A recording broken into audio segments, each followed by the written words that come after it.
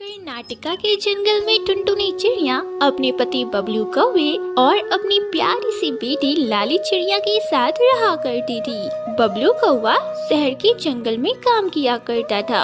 एक दिन जब बबलू कौवा घर वापस आया तो टुनटुनी ने उससे कहा, क्या बात है बबलू जी, इधर से आप मुझे बहुत कम पैसे देते हो। इतने कम पैसों में घर खर्च चलाना बहुत मुश्किल हो जाता है। और आपको पता है लाली की स्कूल की फीस बाकी है कई महीनों की और उसकी शिक्षिका हमेशा कहती है कि फीस लाओ फीस लाओ। अब आप ही बताओ बबलू जी, इतने कम पैसों में जब घर खर्च चलाना मुश्किल हो रहा है तो मैं लाली की स्कूल की फीस कहाँ से भर पाऊंगी। बबलू जी, कल जब आप काम करने के लिए निकलोगे ना तो मुझे कुछ पैसे दे देना, मैं उसकी शिक्षिका को उसकी स्कूल फीस दे दूंगी। मैं तुम्हें अलग से एक भी पैसे नहीं देने वाला। अरे मेरे भी तो खर्चे हैं, मैं तुम्हें जितना पैसे देता हूँ उसी में अपना घर खर्च चलाओ। अजी बबलू जी, आप ये कैसी बातें बोल रहे हो?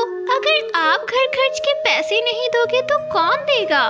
बबलू कौवे ने टुनटुनी चिड़िया को एक भी रुपये नहीं दिए। इस तरह कुछ महीने बीत जाते हैं। अब टुनटुनी चिड़िया को घर खर्च चलाने में बहुत मुश्किलें हो रही थी।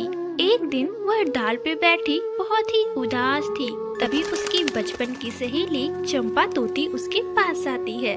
अरे ओ टुनटुनी, ये मैं क्या सुन रही हूँ? सुना है कि तेरा पति बबलू कौवा दूसरी शादी कर रहा है। अरे चंपा बहन, तुम ये क्या बोल रही हो? मुझे इस बारे में कुछ नहीं पता। हाँ, पर कई दिनों से उन्होंने घर खर्च के पैसे देने बंद कर दिए हैं और मैंने जब उनसे मांगा तो वे गुस्सा करने लगे। अरे हाँ टुनटुनी, तेरा पति ना सारे पैसे उस कलमुही सुंदरी पर लुटा रहा है। पता नहीं उस कलमुही में उसे क्या देखा जो तुझे छोड़कर उसके पीछे भाग रहा है। देख टुनटुनी, मैं तेरी सहेली हूँ, इसलिए मैंने तुझे यह बताना उचित समझा। अब तू देख ले, तू अपने पति को उस कलमुही से शादी करने के लिए रोक ले, वरना तेरा और तेरी बेटी लाली का क्या होगा। अच्छा, तो इस बारे में सोचना। अब मैं घर चलती हूँ। शाम में जब बबलू कौवा काम से घर आता है तब टुनटुनी चिड़िया उससे पूछती है, क्यों जी बबलू जी, आप मेरे साथ ऐसा क्यों कर रहे हो? आप मुझे छोड़कर दूसरी पक्षी से शादी कर रहे हो? क्यों बबलू जी, क्यों?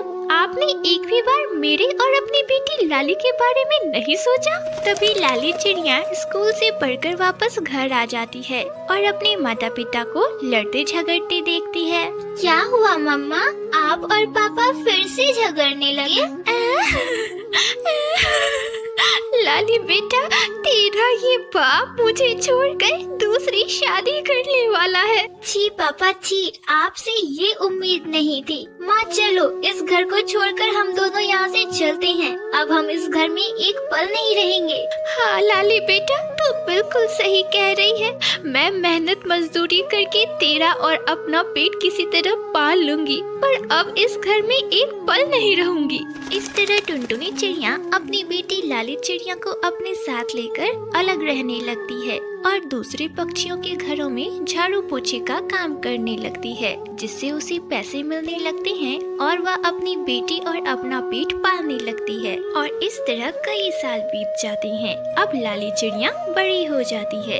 एक दिन लाली चिड़िया का कॉलेज फ्रेंड बंटी कबूतर उससे कहता है, लाली तुम मुझे बहुत पसंद हो, मैं तुमसे प्यार करने लगा हूँ। लाली क्या तुम मुझसे शादी करोगी? लाली मैं तुम्हारी माँ से मिलना चाहता हूँ। देखो बंटी, मुझे पता है तुम बहुत अमीर हो और मैं गरीब हूँ। मेरी माँ दूसरे के घरों में झाड़ू पोछे का काम किया करती है। क्या ऐसी हालत में तुम्हारे माता पिता मुझे अपनाएंगे?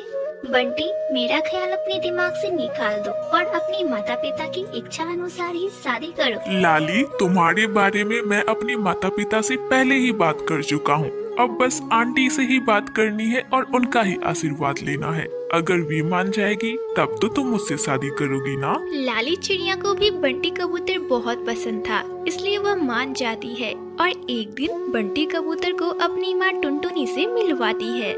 बंटी बेटा, अगर तुम्हारे माता पिता इस रिश्ते से राजी हैं, तो मुझे कोई आपत्ति नहीं। मैं तो अपनी बिटिया लाली की शादी तुम्हारे साथ धूमधाम से करूंगी। इस तरह लाली चिड़िया और बंटी कबूतर की शादी बड़े ही धूमधाम से हो जाती है। अब लाली चिड़िया अपने ससुराल में अपनी पति और सास के साथ खुशी खुशी रहने लगती है।